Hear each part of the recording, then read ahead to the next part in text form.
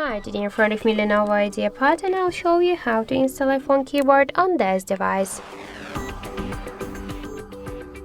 So first we should open the Play Store application, and then here in the search bar we should enter green Apple keyboard. And now we should get this application. That's why tap to install and wait a couple of seconds while this application downloading and then installing on your device. After that, tap to open the app and click Enable in Settings. Now we should click here to add input methods and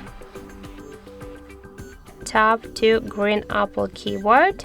Click to add, tap to OK twice and go back to the application.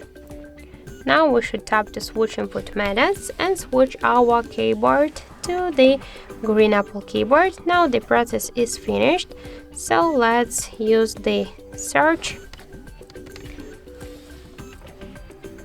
to see the new look of our device keyboard, and we can see that this keyboard is also close to the iPhone one as all of the emojis. So that's it. Thank you for watching, and if you find this video helpful, don't forget to leave a like, comment and to subscribe our channel.